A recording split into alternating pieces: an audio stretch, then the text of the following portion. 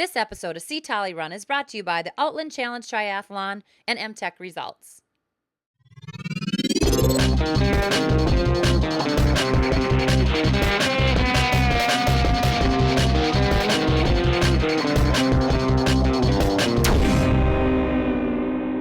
Hi, I'm Olympian Carrie Tollefson, and today I'm interviewing fellow Olympian Jeff Galloway. So let's get after it. Jeff Galloway was a collegiate All-American and a member of the 1972 U.S. Olympic team in the 10,000 meters. He is the inventor of the Galloway Run, Walk, Run method and the author of numerous training guides.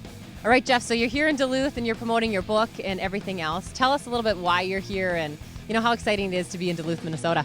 Well, first of all, this is a fabulous event. It is one of the top 10 in the world as far as I'm concerned because of the energy and the impact it has on the community. And of course the great stories. And my role is a problem solver.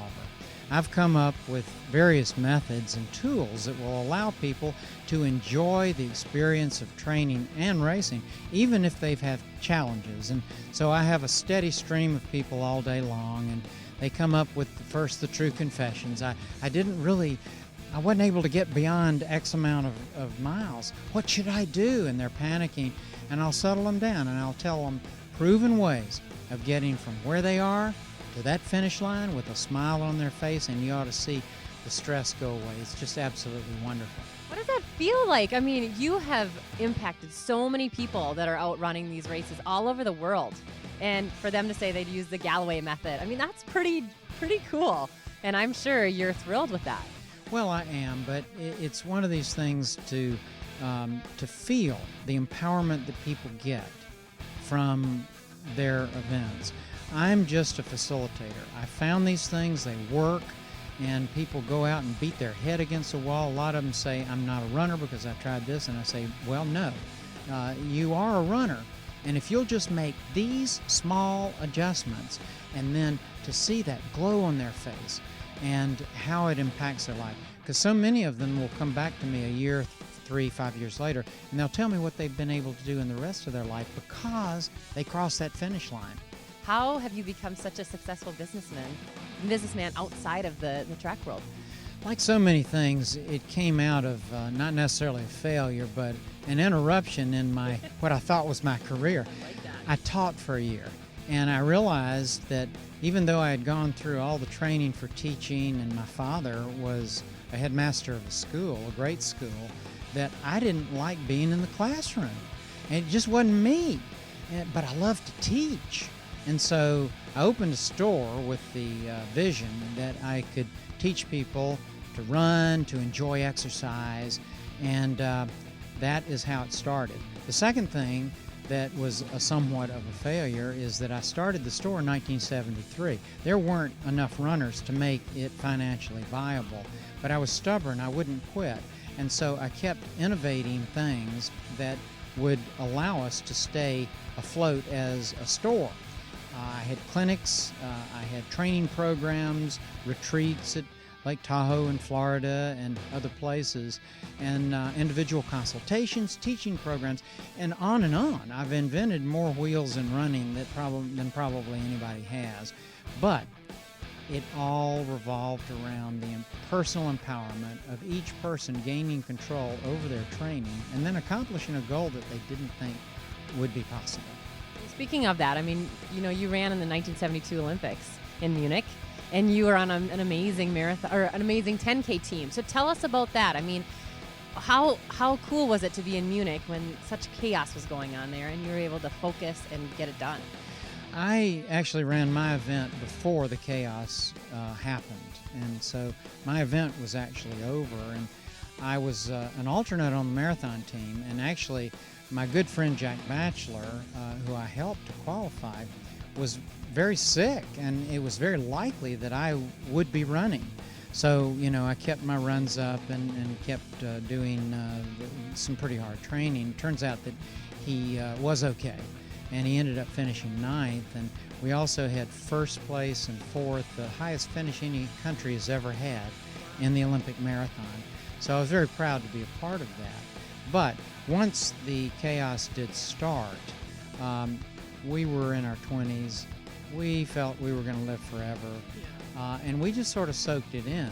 And of course, you just have to adapt to what the conditions are during that time. They had a couple of times when they locked down the village, but it really was very mostly open, and we just continued to go on most of our activities as we had been before. How did you do in your 10K?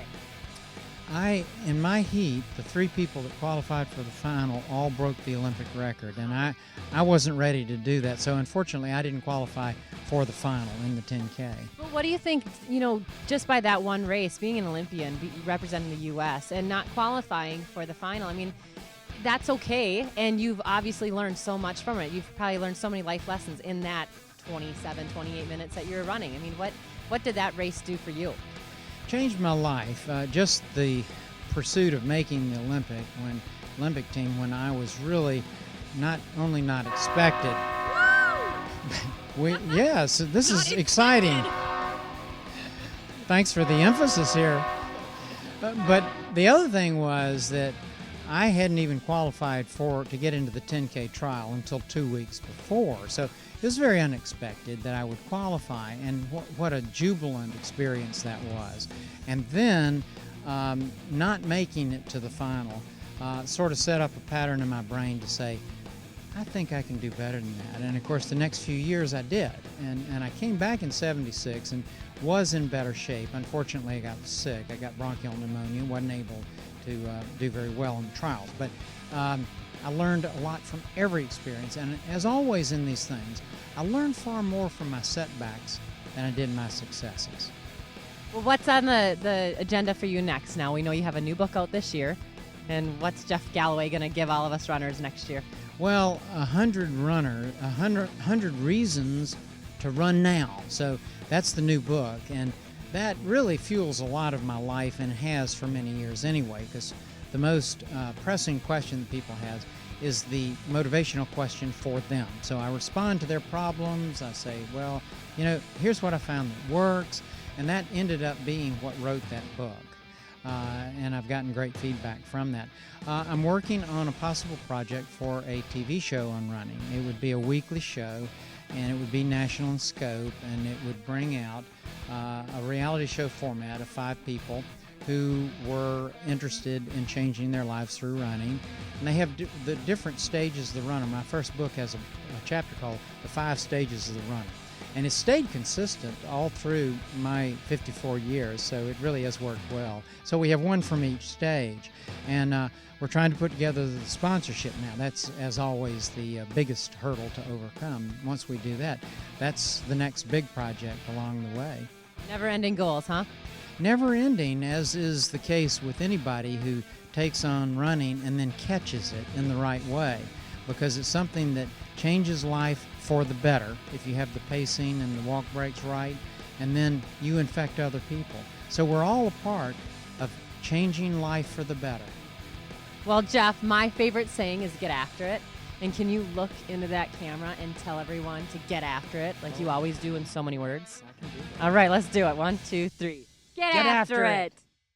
Thanks for joining me for my interview with Jeff Galloway. Get after it. Help spread the word about See Tolle Run by sharing this episode on Facebook and Twitter, or by rating and reviewing us in iTunes. It's an easy way to support the show, so get after it.